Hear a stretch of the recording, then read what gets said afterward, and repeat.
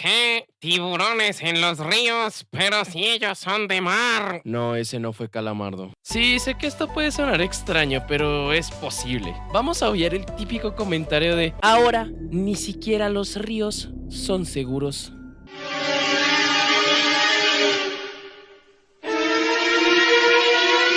Es mucho más común de lo que podrías pensar. Estos animales habitan desde simplemente entornos con menor salinidad que la del mar hasta presuntamente habitar exclusivamente en agua dulce. Vamos directo al grano, que estoy seguro que te estás preguntando de qué coño está hablando este frijolito en la pantalla. Así que sin más que decir, empecemos.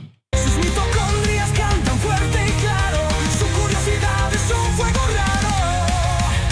El mitocondrias va navegando en el océano de lo inesperado.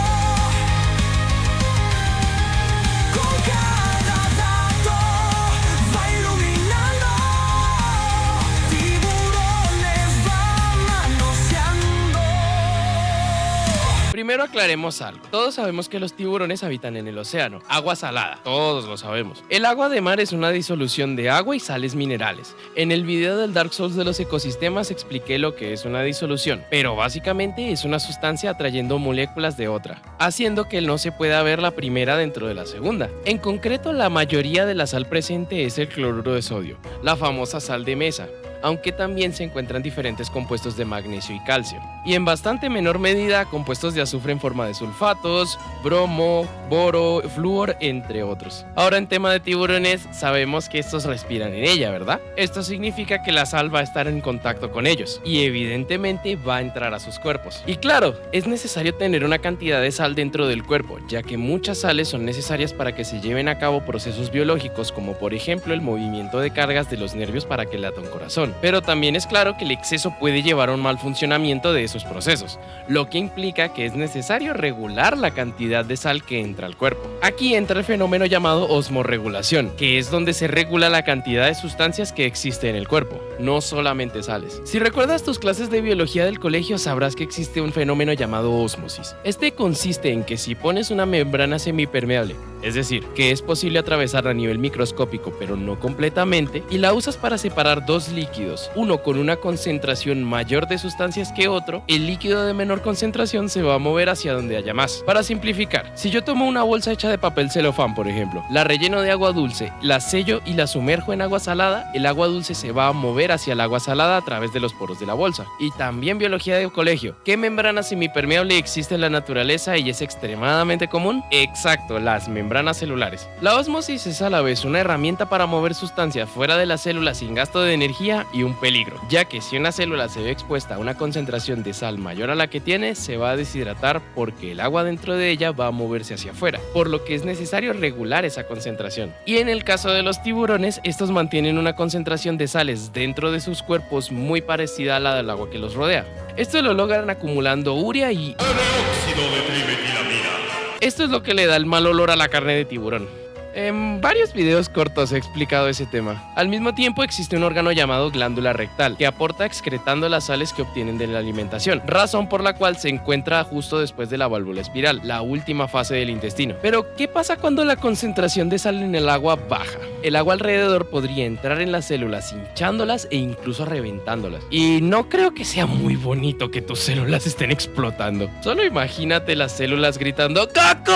Sin mencionar todos los procesos metabólicos que podrían verse afectados por la baja concentración de sales. Aquí es donde entran las adaptaciones. Los tiburones son lo que se conoce como osmoconformadores. Esto significa que la cantidad de sales en su cuerpo cambia conforme la del entorno lo hace. Además, vamos a discutir las adaptaciones formales según el entorno que vayamos tratando. Pero esta osmorregulación está presente en la mayoría de tiburones. Esto lo logran cambiando la cantidad de urea excretada por la piel. Mientras menos concentración de sales en el entorno, más urea y sal se excreta, así minimizando la pérdida de agua por osmosis. Vamos a ver el primer entorno en el que la mayoría de tiburones de agua dulce se encuentran.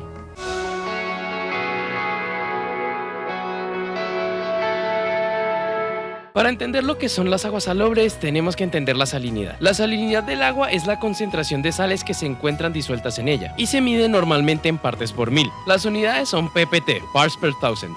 Pero qué buen inglés, hombre. Y esto equivale a 1 gramo de sal en 1 litro de agua. Aunque aquí vamos a utilizar las unidades prácticas de salinidad o PSU. Una medida dimensional, es decir, sin unidades, que son prácticamente lo mismo que las partes por mil, solo que es bastante más práctico decir solamente el número. Por ejemplo, si yo tengo una salinidad de 35, quiere decir que hay 35 gramos de sal en cada litro de agua que yo tenga. Dependiendo de la zona, la salinidad del agua de mar puede estar entre 33 y 37. Si esta se mezcla con agua dulce, que su salinidad está entre 0.5 y 1, obtenemos agua cuya salinidad ronda entre 0.5 y 30, pero nunca supera 30. A esto se le conoce como agua salobre, más salada que la dulce, pero menos que la marina. Los entornos de agua dulce son, por lo general, desembocaduras de ríos y manglares, al menos en la mayoría de los casos. Y es en estos en los que más me voy a centrar, porque aquí es donde podemos encontrar muchas de las especies de tiburones asociadas con agua dulce. De estas, creo que el mejor ejemplo es Negaprion brevirostris, el tiburón limón. Estos están dentro de los más comunes de los manglares, pero no los adultos. Lo más común es verlos en sus etapas juveniles, ya que este ecosistema es el área de crianza de esta y muchas otras especies. Al crecer, estos migran hacia mar abierto, porque no van a encontrar comida suficiente en los manglares. Aquí entra la osmorregulación de la que hablé antes. Simplemente durante las etapas tempranas de su vida, su excreción de urea y sal es mucho mayor que cuando están maduros. Es posible que esto sea la señal de que tienen que ir saliendo de los manglares a mar abierto. Cuando crecen, pueden empezar a retener más urea e instintivamente busquen agua más salada. Otras especies famosas que se pueden encontrar en manglares durante sus etapas tempranas son estas: Carcharinus limbatus, Carcharinus leucas, Sphyrna lewini y Sphyrna mocarran, entre otras. Además, tenemos especies que activamente durante su adultez están presentes en estos lugares, como por ejemplo Ginglimos thomasirratum, Sphyrna media coronaitudes, Eusphyra blocki, Carcharinus leucas, aunque de este vamos a hablar más adelante, Rhizoprionodon porosus y Terranovae. Evidentemente entre otros, porque hay muchos que se aventuran en aguas salobres. Es medianamente de esperarse que con esta adaptabilidad los tiburcios puedan estar en el límite entre mar y río. Pero claro, ¿qué pasa cuando empezamos a adentrarnos en el río, en el que incluso corren el riesgo de quedar atrapados en agua dulce? Aquí vamos a ver un caso, evidentemente el más famoso de todos, pero por una razón, porque es muy interesante. Pues por algo se los traigo, ¿qué va a ser si no?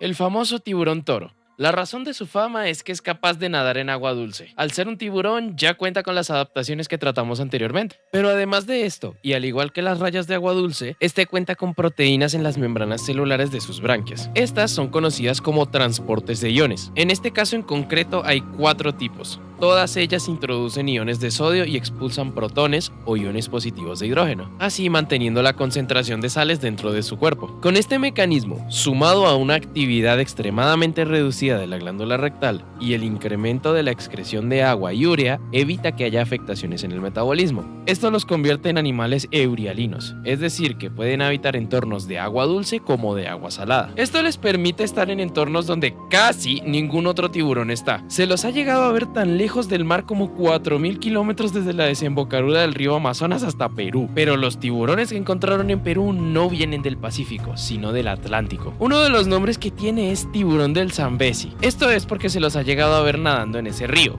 e incluso en lagos como el Cabra Bassa en Mozambique, el cual comunica con el río Zambezi. Un caso parecido, pero aquí en Latinoamérica, es el de los tiburones del lago de Nicaragua, donde se llegó incluso a pensar que eran una población activa, e inclusive una especie distinta llamada Carcharinus nicaragüensis, porque se creía que no tenían acceso al mar, pero se comprobó que en realidad acceden a este a través del río San Juan desde el mar Caribe, por lo que se determinó que eran tiburones toro. Pero claro, estamos hablando de un tiburcio que está tanto en mar como en el río. Eso no es realmente un tiburón propiamente de río, ¿verdad? Seguramente esperas algo como las rayas de agua dulce, que físicamente no pueden estar en el mar porque se saturan de sal. Pues no hay un caso que sea 100% así, pero tenemos otro que está muchísimo más cerca de serlo. Y no es solo un tiburón, hay 3.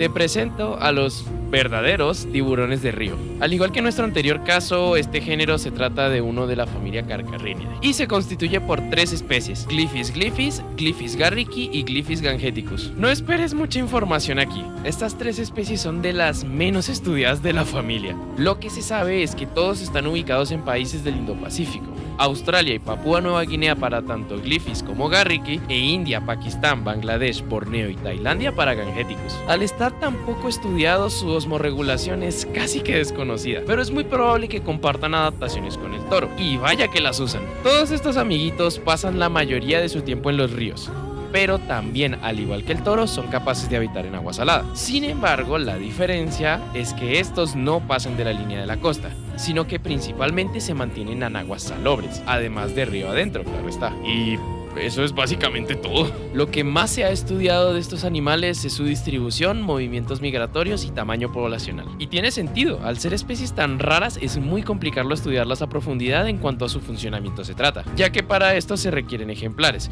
y como son especies en peligro crítico, es evidente que van a existir regulaciones para su captura, aun si es para estudio científico. Esperemos que en un futuro podamos estudiar a estas especies más a fondo, porque es lógico pensar que si existen rayas de río, deben existir tiburones de río, aunque por ahora la realidad nos muestra que ocurrió de manera mucho más reducida, en la que existen solo 3 especies que pasan la mayor parte de su vida en el río. Espero que este tema te haya parecido tan interesante como me lo parece a mí, y espero no haberme quedado corto. Si te gustó este video, échale un ojo al resto que tengo en mi canal, siento que puedes encontrar algo muy interesante para ver. Además de eso, dale like, suscríbete y comparte el video, que ayuda a llevar el evangelio de los tiburones a más personas, así como dicen los youtubers, excepto lo del evangelio, eso solo lo digo yo. Si quieres ver videos de temas cortos que no dan para un video aquí en YouTube, ve a mis otras redes sociales. Ahí hay temitas cortos relacionados a los videos del canal. Además, aviso cuando prendo en la plataforma morada. Que por cierto, si quieres verme apestando en videojuegos, hablando con otros biólogos y con mis amigos, sígueme ahí. Todos los links están en la descripción. Sin nada más que decir, te deseo un excelente y eurialino día. Se despide tu organelo favorito.